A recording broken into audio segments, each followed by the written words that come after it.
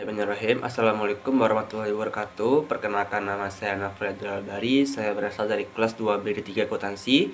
Pada kali ini saya akan menjelaskan apa itu kredit, dimulai dari pengertian, unsur-unsur, tujuan, jenis, dan seterusnya. Pertama adalah kredit. Pengertian yaitu pengertian kredit adalah pemberian pinjaman atau pembiayaan oleh pemberi pinjaman kepada peminjam dengan proses pelunasan yang berlangsung secara bertahap dalam jangka waktu yang telah disepakati oleh kedua belah pihak. Lalu kita masuk kepada unsur-unsurnya. Yang pertama, unsur-unsur kredit yang pertama adalah kepercayaan. Kepercayaan adalah keyakinan bagi si pemberi kredit bahwa kredit yang diberikan benar-benar diterima kembali di masa datang sesuai jangka waktu. Yang kedua, kesepakatan. Kesepakatan adalah kesepakatan antara si pemberi kredit dengan si penerima kredit dalam suatu perjanjian yang ditandatangani. Yang ketiga, jangka waktu. Jangka waktu adalah mencakup masa pengembalian kredit yang telah disepakati, bisa jangka pendek kurang dari 1 tahun, jangka menengah 1-3 tahun, dan jangka panjang lebih dari 3 tahun.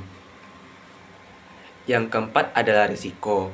Risiko adalah kemungkinan tidak tertagihnya atau macet pemberian kredit. Waktu kredit maka lebih besar daripada risiko. Yang kelima adalah balas jasa. Balas jasa adalah keuntungan atas pemberian kredit selanjutnya. Lalu ada tujuan dari kredit. Tujuan kredit yang pertama adalah mencari keuntungan diperoleh dalam bentuk bunga yang diterima oleh bank sebagai balas jasa. Yang kedua adalah membantu usaha nasabah yang memerlukan dana, baik dana untuk investasi, dana modal kerja. Yang ketiga, membantu pemerintah. Semakin banyak kredit yang disalurkan oleh pihak perbankan, maka semakin baik dalam rangka peningkatan pembangunan di berbagai sektor. Selanjutnya, ada fungsi. Fungsi kredit yang pertama meningkatkan daya guna uang. Jika uang hanya disimpan saja, tidak akan menghasilkan sesuatu yang berguna. Yang kedua, meningkatkan peredaran dari uang. Yang ketiga, meningkatkan daya guna barang seperti meminjam uang untuk mengelola limbah. Yang keempat, meningkatkan peredaran barang. Yang kelima, alat stabilitas ekonomi. Yang keenam, meningkatkan kegairahan berusaha. Yang ketujuh, meningkatkan kegairahan berusaha. Yang kedelapan, meningkatkan perhubungan internasional. Lalu ada jenis-jenis kredit. Yang pertama, dari segi kegunaan kredit, investasi kredit jangka panjang untuk mengembangkan proyek baru. Kedua, kredit modal kerja untuk meningkatkan produksi dalam operasionalnya seperti beli bahan baku, gaji, dan sebagainya. Yang ketiga, segi tujuan kredit sebagi menjadi 3, yaitu kredit produktif, kredit perdagangan, dan kredit konsumtif. Pertama, kredit konsumtif adalah untuk dikonsumsi pribadi, contohnya membeli mobil, membeli motor, dan lain-lain. Kedua, kredit produktif untuk peningkatan usaha seperti bangunan pabrik agar menghasilkan barang. Yang ketiga, kredit perdagangan diberikan kepada pedagang untuk biaya aktivitasnya. Jenis-jenis kredit yang keempat, segi jangka waktu ada jangka pendek, jangka menengah, dan jangka panjang. Jangka pendek kurang dari 1 tahun, jangka untuk peternakan. Kedua, jangka menengah 1-3 tahun untuk pertanian. Yang ketiga, jangka panjang seperti investasi atau seperti perkebunan karet.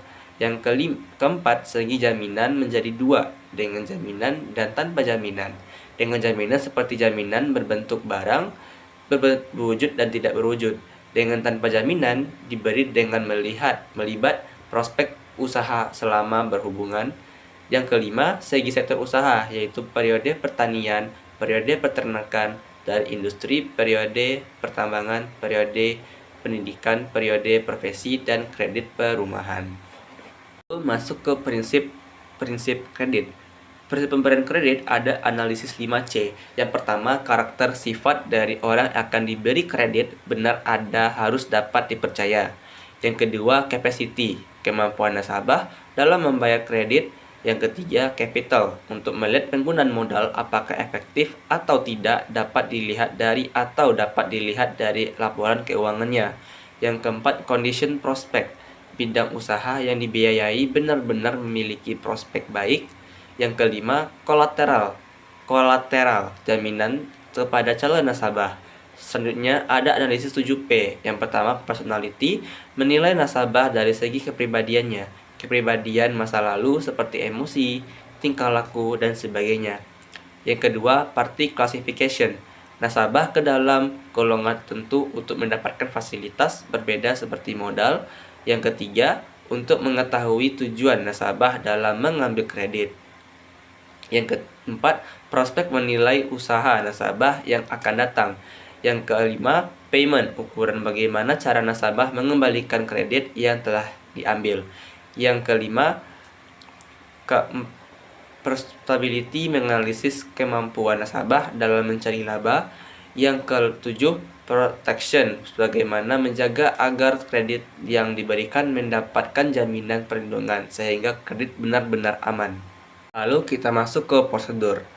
Prosedur pemberian kredit yang pertama adalah pengajuan berkas-berkas yang dituangkan dalam proposal yang berisi latar belakang perusahaan, maksud tujuan, besarnya kredit, jangka waktu jaminan kredit.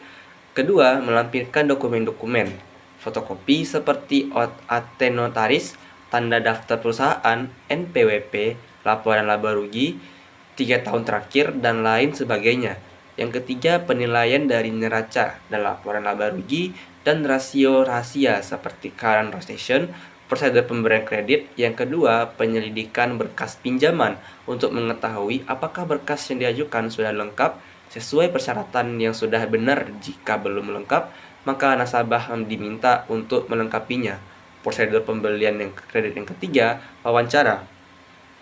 Awal untuk meyakinkan bank apakah berkas sesuai dan mengetahui keinginan atau kebutuhan nasabah prosedur pembelian kredit. Yang keempat, on the spot, artinya pemeriksaan ke lapangan dengan meninjau berbagai objek yang akan dijadikan usaha. Prosedur pemberian kredit. Yang kelima, kegiatan perbaikan berkas jika mungkin ada kekurangan setelah dilakukan the spot. Prosedur pemberian kredit yang keenam, keputusan di kreditur ditunjukkan menentukan apakah kredit yang diberikan atau ditolak. Jika diterima, maka dipersiapkan ADM-nya, prosedur pemberian kreditnya.